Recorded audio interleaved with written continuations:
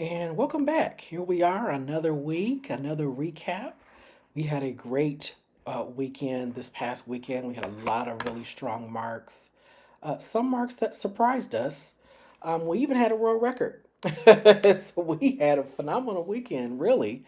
Not as many as last weekend, and we're moving along in the season, but we have some performances to talk about. And not just individual performances, but we got to give a certain team, a certain program a little highlight because man, have they been really killing it. We'll talk about more of that at the end. But thank you for coming back and to listening to me. Please like, subscribe, share. Please provide a comment. As you can see in the comments, I do share feedback. In today's format, our traditional four leg format, our first leg will be events that happened on the track.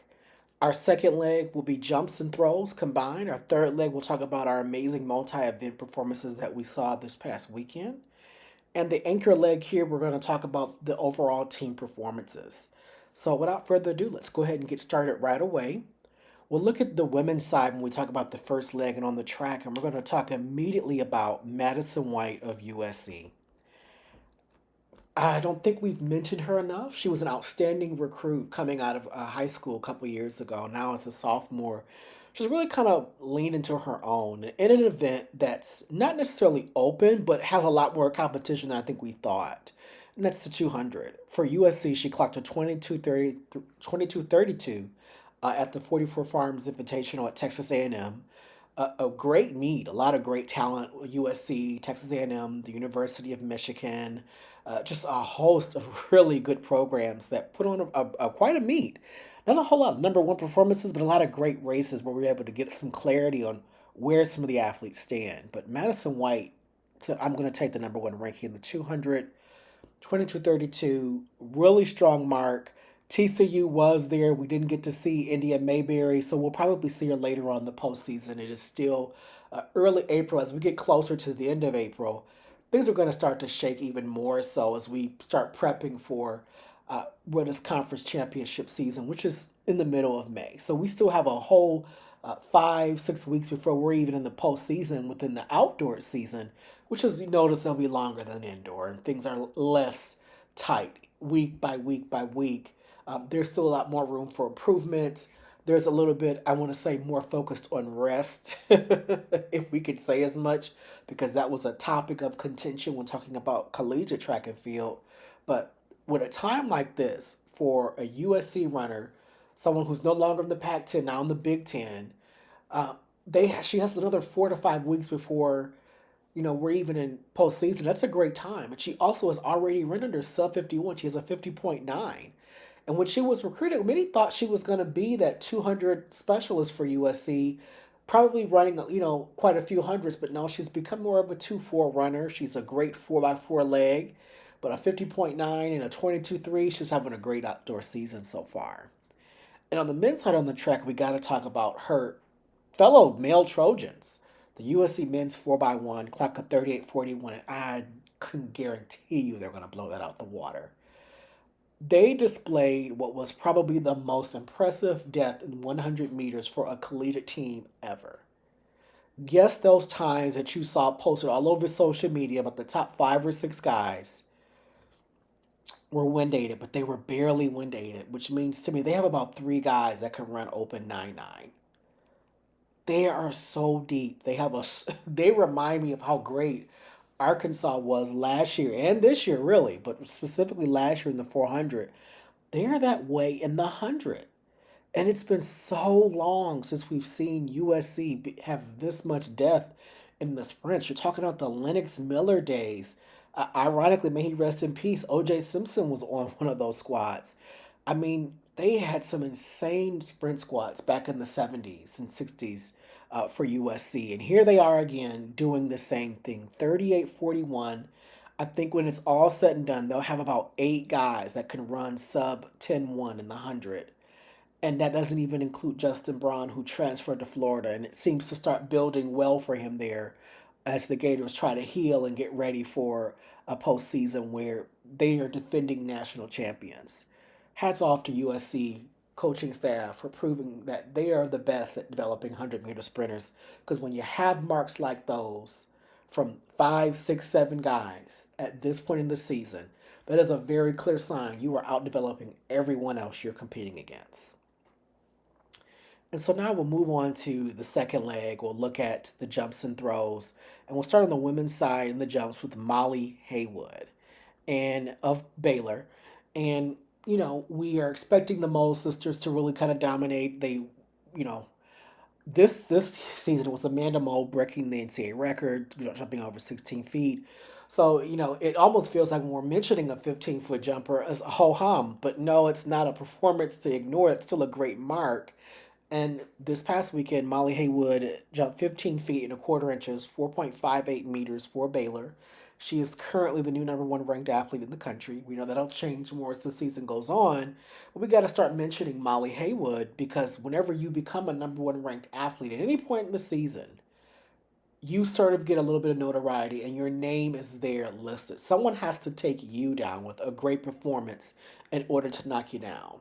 So it has to be a 15-foot jumper. And there aren't a lot of that. A lot of those in college. There's about seven or eight. So it has to be someone who's of All American status, similar to her, to be able to do that. Now, moving to the men's side in the jumps, we're going to look at Campton Cam. Yes, an Ivy Leaguer from Penn in the high jump, jumping 7 feet 4.5 inches, 2.25 meters. It is still, again, early. We expect a 7 foot 6, maybe even a 7 foot 7 jump. But 7 foot 4.5 is not a sneezy time. Great performance by him. And, the Ivy League has really stepped their game up when it comes to developing athletes. An array of events, so not just distance, there's the throws, there's the jumps, there's the sprints and hurdles. All that's left is to see if we can get those relays there, and that's Harvard's responsibility on the women's side. But Penn, look forward to seeing this man in a couple weeks when I come to the Penn relays. He'll likely be competing in that high jump competition, which always draws a lot of interest, especially where it's located. That side of the stadium, the high jump draws a very phenomenal, engaging crowd. So will he PR at that meet? I mean, we'll see. He's on his home track and with a great crowd. Hopefully, some good weather. We'll be seeing more from Campton Cam. Moving to the throws, you got Jason Swarns of Wisconsin. We've mentioned him before. He is a name to remember. He's an All American. Again, a shot putter from the Big Ten, this one from Wisconsin. He threw the number one mark, 66 feet, 2.5 inches, 20.18 meters. No, he's not Tariq Robinson O'Hagan, but he is the number one guy right now. And I think this event, we're going to keep seeing change until Tariq decides to get involved in the outdoor season. Then in the javelin, you have Keyshawn Strachan of Nebraska. He did transfer from Auburn, and this is another example that sometimes the transfer is what's needed for the athlete. And it's proven to work very well for him. He is now 262 feet, 80 meters. We have an 80-meter javelin thrower in college. Outstanding mark by this young man. And Nebraska is great at the field events. I have stated here many times, and anytime I bring up a Nebraska athlete, I remind you of this. They are probably the best teaching school of technique for the field events and general track events as well. Outstanding development going on at Nebraska, and he's a clear sign of that. Moving from a good program at Auburn to go to Nebraska, and now you're throwing 80 meters, it's working well for him. And then the big story from this weekend, we can't ignore it because it is a world record mark, and we were very happy when he came back to competing for Cal. And of course, I'm talking about Mykolas Alekna, the son of the Olympic champion who has an Olympic silver medal to his own right. Mykolas Alekna of Cal, 247 feet, 10 inches, or 775.56 meters. That is a world record throw. It is all over worldathletics.org. You can see it. It's the big talk this weekend because it happened today. Literally this morning, before I even finished making my notes, I had no mention of Mykolas Alekna, and then all of a sudden that throw becomes recorded. It is officially a world record mark. He is now the new number one in the country. Hats off to him. Thank you, Mykolas, for coming back. It is so nice to see this insanely good discus thrower come back. He's an Olympic medalist. He did not have to come back. He came back to Cal, and he's going to set the NCAA record probably at a point where it's going to sit there for 30, 40 years.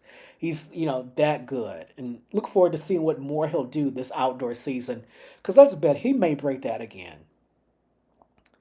And now moving to our third leg, we have the heptathlon. in the multi-event section, Sophia Ayokashina of Texas A&M. And I know what you're thinking. Wait, wasn't Jaden O'Brien at that same meet? Yes. And that is the big story. She scored 6,260 points over Jaden O'Brien's 6,231 points. O'Brien won more events, but Iokushina was more consistent throughout her events. At the top in literally every single event. Hats off to Jaden O'Brien because she did score 6,231 points. She won four events of seven, but just the other three, she wasn't at the same level as Ikushino, who sat on her tail the entire meet. And she's a freshman. And things are going well there at Texas A&M. I really do believe that Pat Henry a couple years ago made those changes with the coaching staff, and we're seeing the payoff now. It wasn't immediate like we see with USC, but it's working. The 400-meter runners are back at Texas A&M. They're back to creating and developing phenomenal jumpers, and their multi-event athletes are really kind of kicking things up. They got a really solid pole vault program going on. Things are working well. He is moving the program back to being a national title contender. And no shock, they are the number one team in the country right now, even though the team title picture is still muddled. And we'll have a little bit of conversation about that in a minute. But hats off to Texas A&M's coaching staff. Hats off to this talented young woman, Sophia Ayokashina, leading Texas A&M in the heptathlon with 6,260 points, our new number one. In the men's multi-event, the decathlon, no surprise, it's Peyton Bear of Mississippi State. He is our first and only athlete over 8,000 points this outdoor season, 8,111. Peyton, you look at those pictures of him online, he is built, stout, what a stud, very solidly built athlete, performs at a very high level. I think, we were wondering what were we going to do once Leo moved on. And that's Leo Nussbaumer of Texas, who's really kind of been the star in the decathlon for the past couple years. He's an Olympic medalist now. And now we have Peyton Bear of Mississippi State, who seems to be equally physically capable. But we just need to see him put it all together. Peyton Bear, what a special talent from Mississippi State, and being well coached by Kerjay Lyles there, former All-American from Tennessee.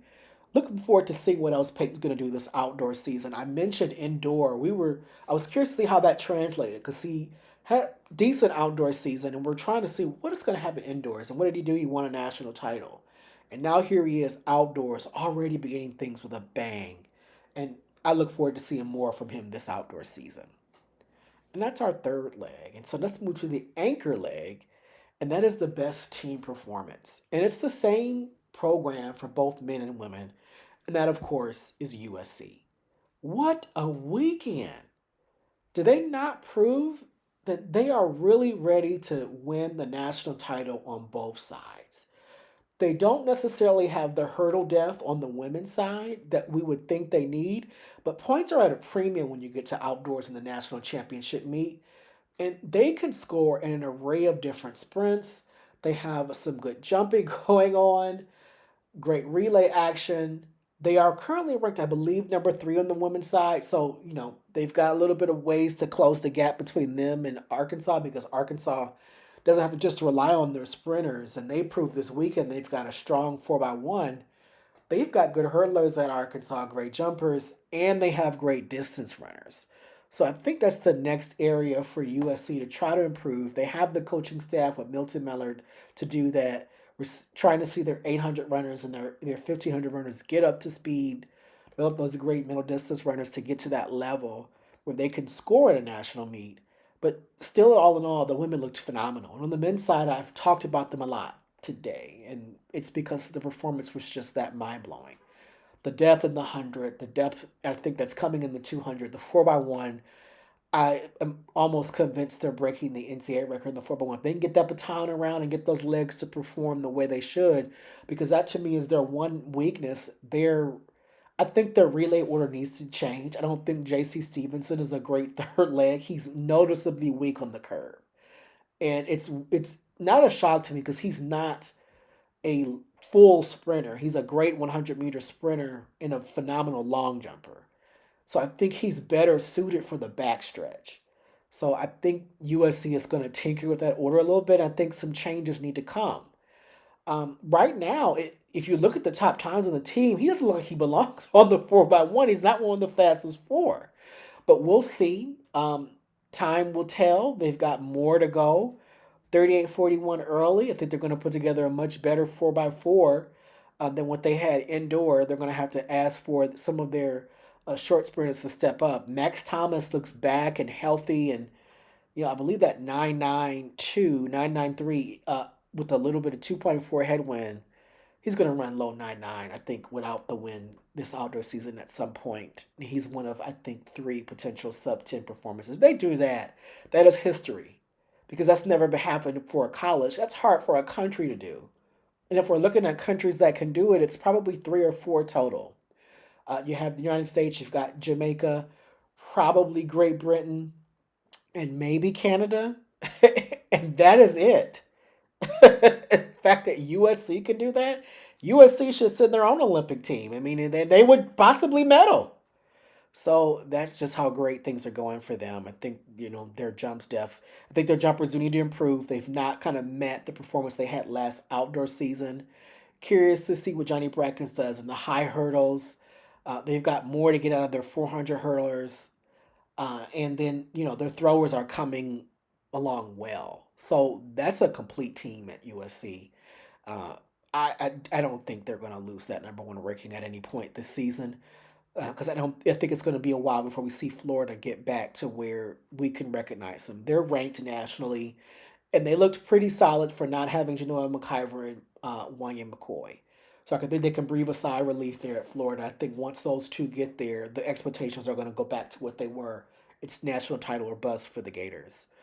They're going to have a hard time with a USC team that can stand to lose a few bodies. They just can. Because as of right now, they're developing at such a phenomenal clip, you can't ignore it. But that is our video for the week. We had a pretty solid week. I think we have a great upcoming week. This is the holiday. So, we're expecting to see some great times with the Mount Sac relays, some great competition. The Tom Jones Memorial is this weekend at the University of Florida. There's a meet, I believe, also at LSU. So there's going to be some nice performances this weekend. So I look forward to having a recap, and it may possibly be delayed to probably either Monday afternoon, maybe, because there is the holiday this coming Sunday. So if you don't celebrate, I do apologize. But if you do celebrate, may you have a happy Resurrection Sunday. And that you enjoyed and spend as much time with your family as possible. If you don't, please enjoy the rest. We all deserved it, especially with all that's going on in the world. Take some time out for yourself and think of the positive things that you have going on in your life and be thankful for those. But thank you for visiting my channel. Please like, share, subscribe, and comment. Thank you for always supporting me, and I look forward to speaking with you in the next video.